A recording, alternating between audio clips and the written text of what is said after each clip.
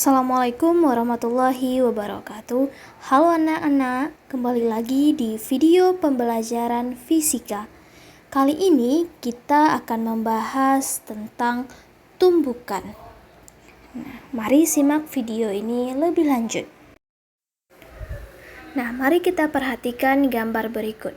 Gambar A merupakan gambar dua buah mobil yang bertabrakan.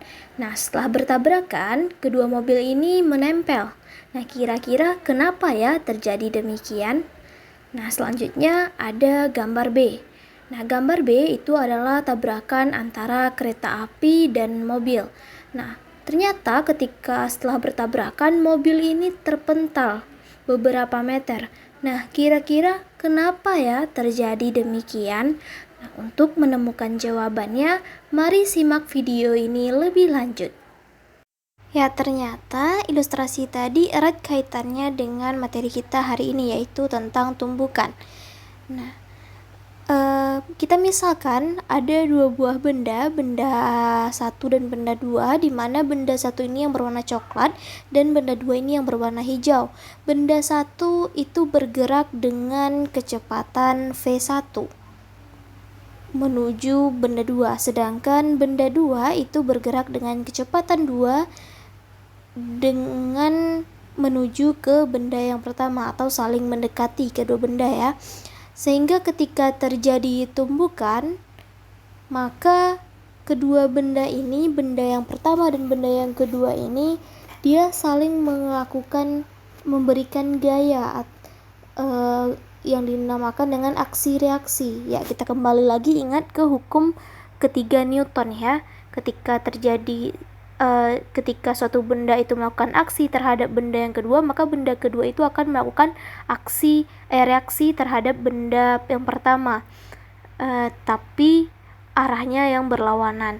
Sehingga setelah terjadi tumbukan, kedua benda ini dia saling bergerak menjauhi atau saling terpental ya, dimana benda satu ini dia bergerak berlawanan arah dengan kecepatan awalnya tadi, dan begitu pula dengan benda yang kedua. Inilah yang dinamakan tentang hukum kekalan momentum. Ketika tidak ada gaya luar yang bekerja, maka momentum awal suatu benda sama dengan momentum akhir benda tersebut. Inilah yang kita pelajari di minggu lalu. Namun tidak ada yang mengatakan bahwa setiap terjadi tumbukan maka kedua benda ini terpental. Ada suatu masa benda ini ketika dia bertumbukan, maka dia akan saling bergerak bersamaan dengan arah yang sama. Tapi untuk kasus kali ini kita ambil yang berlawanan arah. Ternyata tumbukan ini berdasarkan kelentingannya itu dapat dibagi menjadi 3 jenis. Ada 3 jenis. Yang pertama ada tumbukan lenting sempurna, yang kedua ada tumbukan lenting sebagian, dan yang ketiga ada tumbukan tidak lenting sama sekali. Jenis tumbukan ini biasanya ditentukan oleh koefisien restitusinya atau dilambangkan dengan huruf E. Coba perhatikan video berikut ini.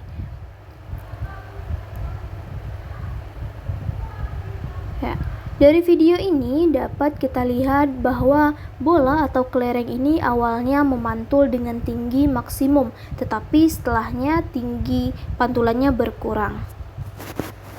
Hal ini disebabkan oleh koefisien restitusinya, di mana koefisien restitusi ini dia menyatakan tingkat kelentingan suatu benda. Dari video tadi maka kita akan mencoba menggambarkan bagaimana ilustrasi dari pantulan-pantulan kelereng tadi.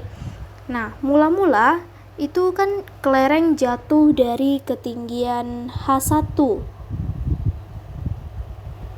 dengan kecepatan V1 dan kemudian mantul lagi dengan kecepatan V1 aksen dengan ketinggian H2.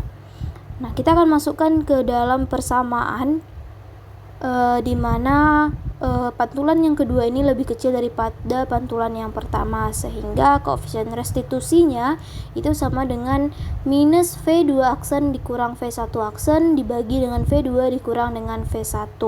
V2 aksennya di sini dia bernilai 0, karena dia memantul dengan kecepatan maksimum, sedangkan V2-nya juga bernilai 0 karena tinggi mula-mulanya adalah 0. Ya, sekarang kita akan membahas yang pertama, jenis tumbukan lenting sempurna.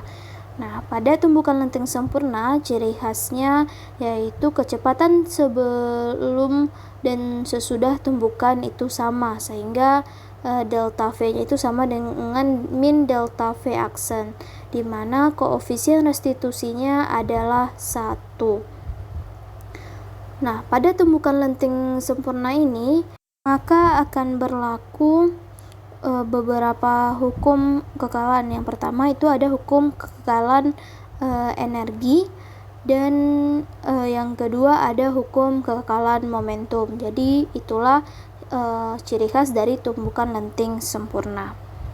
Yang kedua kita akan membahas tentang tumbukan lenting sebagian.